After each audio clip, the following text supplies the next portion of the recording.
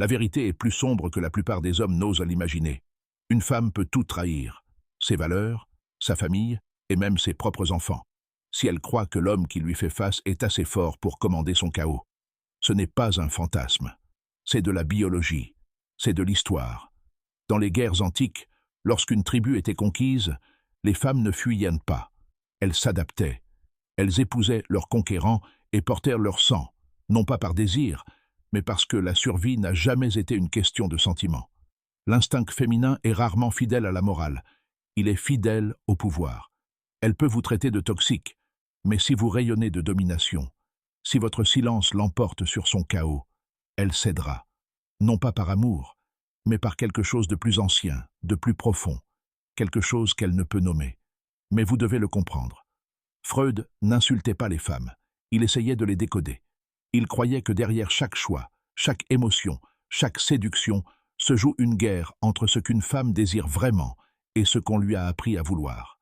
Elle ne peut pas toujours expliquer pourquoi le danger l'attire, pourquoi la sécurité la repousse, pourquoi elle détruit l'homme qui lui apporte la paix, tout en s'abandonnant à celui qui perturbe sa raison. Freud ne voyait pas cela comme de la confusion, mais comme une structure. Son ça, son essence originelle, recherche le pouvoir, la protection, le plaisir. Il ne se soucie ni de la morale, ni de la gentillesse. Il se demande seulement, peut-il maîtriser mon chaos? Son surmoi, la voix de ses parents, de sa culture, de ses cicatrices, condamne ce désir, le qualifie de mal. Entre eux, son ego lutte pour survivre. C'est pourquoi elle est tour à tour brûlante et froide. Pourquoi elle vous tend les bras, puis vous frappe. Pourquoi elle semble émotionnellement instable, tout en contrôlant toujours votre attention. Au plus profond de son inconscient, l'amour n'est pas la paix. L'amour est le pouvoir. Et si vous ne le comprenez pas, vous interpréterez ses sentiments comme de l'affection, son silence comme du mystère, sa confusion comme de l'innocence, passant à côté de la seule vérité qu'elle n'avouera jamais. Elle ne recherche pas la sécurité. Elle aspire à être revendiquée. Sigmund Freud n'était pas un rebelle. Il a débuté comme médecin, cherchant à comprendre la souffrance humaine. Mais plus il explorait l'esprit, plus les vérités devenaient sombres, surtout concernant les femmes. Il ne faisait confiance ni au sourire, ni à la politesse, ni même à l'émotion elle-même. Ce qui le fascinait, c'était l'inconscient, cette partie de l'esprit qui parle sans mots, agit sans raison, désire sans permission. Lorsque Freud s'est intéressé au désir féminin, non pas à ce que les femmes disent de vouloir, mais à ce qui les attire, il a découvert quelque chose qui a brisé les illusions de la société. Ce n'était ni romantique, ce n'était pas doux, ce n'était pas sûr, c'était brut, primitif, ancré dans la survie et la soumission au pouvoir. Freud a observé des femmes abandonnant les hommes bienveillants pour se concentrer sur ceux qui suscitaient leur peur, leur honte ou leur désir. Leurs paroles se heurtaient souvent à leurs instincts. Leur culpabilité n'a jamais mis fin à leur schéma. Il a appelé cela le refoulement, une défense qui enterre les vérités que l'esprit ne peut accepter. Les femmes réprimaient leur propre nature. La société ne faisait que les aider à la dissimuler. Lorsque Freud révéla cela, le monde s'en détourna. Il fut moqué, censuré, voire détesté. Non pas parce qu'il avait tort, mais parce qu'il avait trop raison. Parce que ni la société, ni la femme elle-même ne voulaient admettre ce qui la motivait vraiment. On suppose que son silence signifie désintérêt, qu'elle vous ignore. Mais Freud dirait que cela ne vous concerne pas. C'est son esprit qui se protège de sentiments qu'il ne peut assimiler. Son silence n'est pas une absence, c'est une défense soigneusement construite. Lorsque son « ça », son besoin primordial de connexion, se réveille, il la terrifie. Au fond, la petite fille qu'elle était vit toujours en elle. Et cette fille a appris quelque chose très tôt. L'amour mène à l'abandon. Peut-être a-t-elle pleuré dans une pièce où personne ne venait. Peut-être a-t-elle cherché son père et n'a trouvé que la distance. Cette douleur ne s'est pas évanouie. Elle a sombré sous sa conscience. Aujourd'hui, devenue adulte, cette blessure se déguise en contrôle. Elle murmure, disparaît avant qu'il ne s'approche trop près. Alors, quand tu tends la main et qu'elle ne répond pas, mais continue d'observer tes histoires, planant toujours dans ton ombre, comprends. Tu n'as pas perdu son intérêt. Tu as ravivé ses vieilles blessures. C'est du refoulement à l'œuvre. Son esprit enfouit la part d'elle qui te désire, car son surmoi la prévient que proximité est synonyme de danger. Son ego négocie, ne réponds pas. Je ne ressens rien. Garde le contrôle. Elle se retire non pas pour te blesser, mais pour protéger le système fragile qui la maintient intacte. Tu n'as pas affaire à une femme, tu as affaire à son histoire, avec des schémas plus anciens que ton nom dans son téléphone, avec les échos des nuits solitaires où elle a juré « plus jamais ça ». Voici le paradoxe tragique. Plus tu es authentique, plus tu te sens dangereux pour son inconscient. Tu lui apportes de la chaleur, alors que son système nerveux était habitué à s'attendre au froid. Tu lui apportes de la présence, mais son souvenir a été façonné par l'absence. Ne prenez pas son silence personnellement. Voyez-le comme il est, la preuve qu'elle se bat encore avec acharnement. N'oubliez pas, lorsqu'une femme fuit sans raison, ce n'est pas toujours par peur de vous. C'est par peur de ce que vous voulez, à Ken. Elle vous regarde comme si elle vous désirait. Son sourire persiste. Son langage corporel est invitant. Mais au moment même où vous vous rapprochez, elle recule. Elle insinue, taquine, recule, vous laissant perplexe, pris entre invitation et rejet. Ce n'est pas de l'immaturité, c'est une guerre psychologique. Freud l'avait reconnu bien avant Tinder. Il l'appelait le conflit entre le ça et le surmoi. Le ça aspire au frisson, à l'intimité, à l'abandon. Il se moque de la morale, des traditions ou du timing. Le surmoi juge chaque pulsion, murmurant « Sois sage, ne cède pas ». Alors l'esprit se divise. Cette division apparaît souvent comme une manipulation sexuelle, rarement consciente, mais toujours stratégique. Enfant, elle a appris que l'attention était synonyme de survie. Si elle pouvait être désirable, elle pouvait se sentir en sécurité. Mais l'abandon n'était jamais sans danger. L'abandon était puni. Aujourd'hui, adulte, elle séduit presque par instinct. Le décolleté, le clignement lent des yeux, le toucher subtil. Elle déclenche votre réflexe de poursuite. Elle veut être désirée, mais pas possédée. Vue, mais pas revendiquée. C'est ce que Freud appelait la formation réactionnelle. Afficher l'opposé de ce que l'on ressent réellement comme un bouclier. Elle peut désirer la proximité mais rester distante. Elle peut ressentir du désir tout en parlant de limites et de vertus. Admettre ses véritables sentiments briserait son illusion de contrôle. Vous la croyez chaude et froide, mais en réalité, elle est tiraillée entre la faim et la peur. Son ego se tient au milieu, luttant pour gérer le chaos. Flirtez, mais ne vous engagez pas. Gardez le contrôle. Gardez le pouvoir.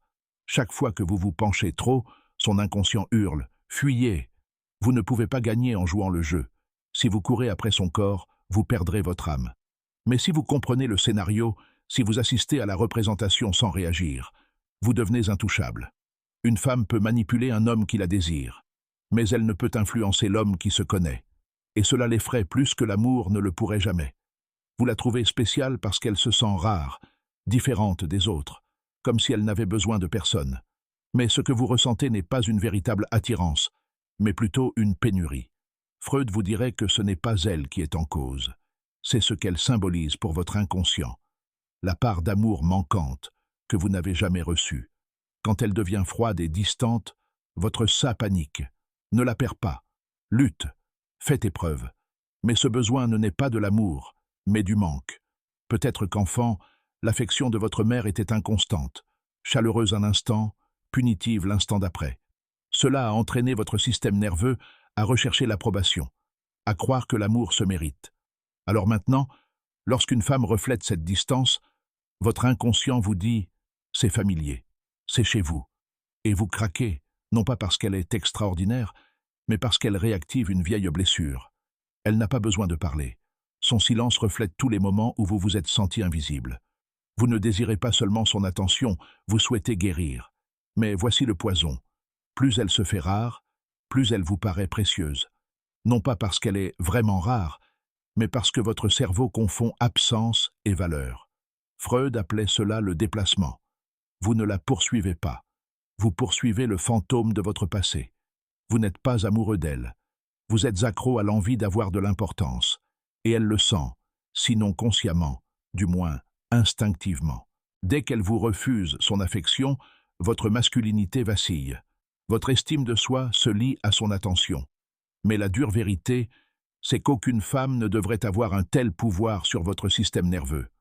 Tant que vous n'aurez pas cessé d'associer la famine émotionnelle à l'amour, vous continuerez à ramper vers les femmes qui vous jettent des miettes et vous convainquent que c'est un festin. On ne s'élève pas en gagnant sa validation, on s'élève en reconnaissant le scénario et en refusant de le suivre. Le véritable pouvoir commence dès que vous cessez de chercher votre enfance dans le corps des femmes modernes. Elle dit qu'elle est prête. Elle vous appelle l'élu. Elle rêve tout haut de mariage, de famille, d'avenir. L'espace d'un instant, vous vous sentez choisi. Puis, soudain, quelque chose bascule. Le rêve s'effondre. Elle change d'avis, ou pire, vous reproche la chose même qu'elle vous avait promise. Que s'est-il passé? Freud appelait cela la projection, l'acte inconscient de transférer un conflit intérieur sur autrui. Elle ne vous trompait pas, elle se trompait elle-même, et vous n'étiez qu'une scène. Au début, son ça était vivant, désir d'attachement, de désir, d'avenir. Mais à mesure que cette vision se rapprochait, son surmoi, le critique intérieur formé par le traumatisme, l'éducation, la peur, murmura « Tu n'es pas prête. Il partira. Cela finira mal. » Ce combat intérieur a engendré la dissonance. Au lieu de l'affronter, elle l'a projeté sur vous. Vous êtes devenu l'instable, la raison pour laquelle elle ne pouvait pas faire confiance à l'amour. L'excuse dont son inconscient avait besoin pour s'échapper. Ce n'est pas nouveau. Enfant, lorsque les émotions étaient accablantes, nos esprits élaborèrent des histoires pour nous protéger. Les femmes façonnées par un abandon affectif précoce craignent souvent l'engagement véritable, mais aspirent néanmoins à son illusion, le fantasme, l'identité d'être désirée. Elles empruntent donc votre stabilité pour construire leur fantasme, puis le détruisent dès que la réalité approche. C'est une réaction, à nouveau en formation, agissant avec dévouement, tout en résistant inconsciemment à la vulnérabilité que requiert la véritable dévotion. La plupart des hommes s'effondrent ici. Ils intériorisent la culpabilité, tentant de réparer ce qui ne leur appartenait pas, suppliant de prouver leur valeur au cœur de la guerre intérieure d'autrui. Mais on ne peut pas gagner une bataille qui vit dans son inconscient. On ne peut pas sauver quelqu'un des mensonges qu'il doit croire. L'homme sage ne conteste pas son changement. Il reconnaît le scénario et quitte la scène. Une femme qui projette son chaos sur vous ne construit pas une vie, elle construit un bouclier. Et vous devenez la victime que ce bouclier exige. Elle se moque de vous, vous qualifie d'arrogante, autoritaire, froide. Elle dit « Je ne pourrai jamais être avec un homme comme vous ». Pourtant, elle continue de tourner en rond, de tourner autour, d'observer. Ce n'est pas de la confusion, c'est une nouvelle formation réactionnelle. Exprimer le contraire de ce qu'elle ressent vraiment, car la vérité est trop dangereuse. Ce qu'elle cache, c'est l'attirance. Ce qu'elle craint, c'est l'abandon. Ce qu'elle masque derrière le mépris est un besoin profond et douloureux de gravité masculine. Ses mots portent un masque, mais sa biologie ne ment jamais. Elle critique les traits mêmes que sont sa désir ardemment, la force, le mystère, le pouvoir. Pourquoi? Parce qu'on ne lui a jamais appris à aimer ce qu'elle désire, seulement à le craindre. Peut-être a-t-elle été élevée par un père faible ou dominée par un père autoritaire. Peut-être a-t-elle appris que désirer un homme fort la rabaissait, la rendait antiféministe, faisait d'elle une fille comme les autres, soumise. Alors son surmoi, façonné par le jugement et la honte, lance une défense. Il est toxique, il est dangereux, il est probablement narcissique. Il est plus facile de faire honte à ce désir que de s'y soumettre. Elle vous attaque avec des mots pour tuer la part d'elle-même qui aspire à être revendiquée. Chaque fois que vous résistez, chaque fois que vous refusez de céder à sa tempête émotionnelle, sa colère s'accroît. Mais cette colère est teintée de désir. Votre immobilité masculine est la gravité même dont son chaos a secrètement besoin. C'est là que les hommes échouent souvent.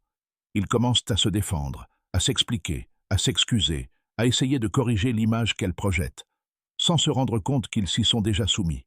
Mais un homme qui comprend la projection ne réagit jamais à l'insulte. Il écoute ce que son inconscient lui dit vraiment.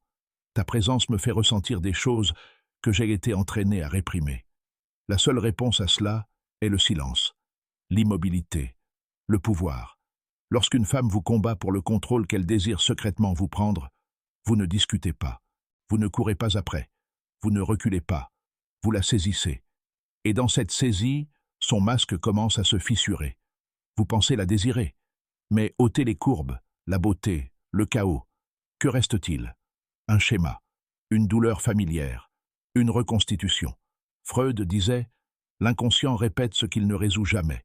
Nous recherchons la même douleur, non pas parce que nous aimons la souffrance, mais parce que la souffrance nous semble un foyer. C'est l'illusion. Tu ne courais pas après une femme, tu courais après le fantôme de tes besoins insatisfaits. La femme qui t'ignore, qui t'attire puis disparaît, qui reflète l'absence de ta mère ou la froideur de ton père. Elle se sent importante, parce qu'elle réveille le garçon qui sommeille en toi, le garçon qui croit encore. Si j'arrive à la faire m'aimer, je serai enfin suffisant. Mais ça n'a jamais été son rôle. La trahison la plus profonde n'est pas la sienne, c'est la tienne. Tu t'es trahi toi-même en faisant d'elle la réponse à ton vide intérieur. Le pire mensonge que tu croyais, c'était que si tu souffrais correctement, si tu jouais suffisamment bien ton rôle, tu finirais par être choisi. Mais tu n'étais pas amoureux. Tu étais hypnotisé par le manque, par le souvenir, par l'espoir secret que la soignée guérirait le garçon qui sommeille en toi. Et c'est pourquoi ça te brise sans cesse. Aucune femme ne peut materner un homme qui refuse de se materner lui-même. La véritable illusion n'a jamais été son attention, mais la conviction que votre valeur en dépend. On ne gagne pas le jeu en réagissant, on y met fin en quittant l'arène. La femme qui teste, retient, séduit, puis recule, n'est pas votre ennemi. Elle est votre miroir. Votre tâche est de cesser de reculer devant votre propre reflet.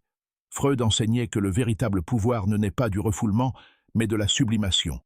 Transformer des instincts chaotiques, la faim, le désir, la douleur, en quelque chose de supérieur.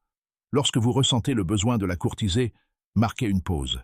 Retenez ce feu. Dirigez-le vers votre propre devenir. Car l'homme qu'elle ne peut manipuler n'est pas celui qui la conquiert, c'est celui qui n'en a pas besoin. Pendant qu'elle publie des stories pour vous provoquer, vous vous construisez, muscles, esprit, âme. Pendant qu'elle mesure sa valeur à l'attention, vous affinez votre objectif dans la solitude.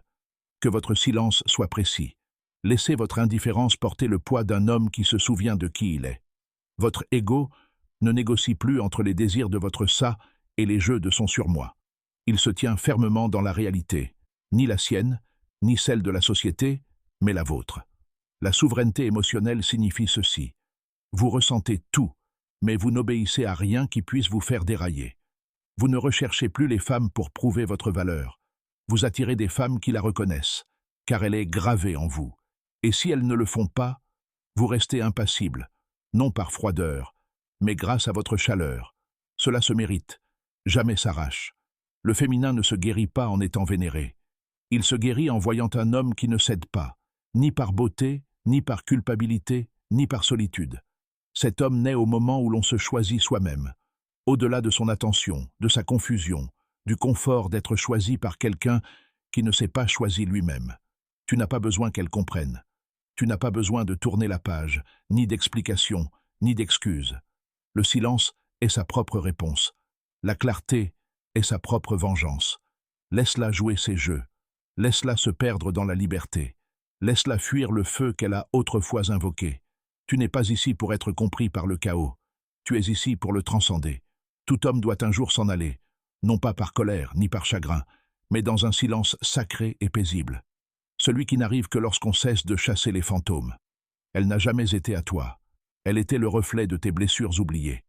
Et maintenant, tu ne saignes plus pour des miroirs. Tu ne la punis pas. Tu ne la sauves pas. Tu n'attends pas qu'elle change. Tu t'en vas avec dignité, avec profondeur. Car la plus grande menace pour une femme manipulatrice n'est pas l'homme qui lui résiste, mais celui qui ne réagit plus. C'est là que s'arrête son pouvoir. Et le tien commence.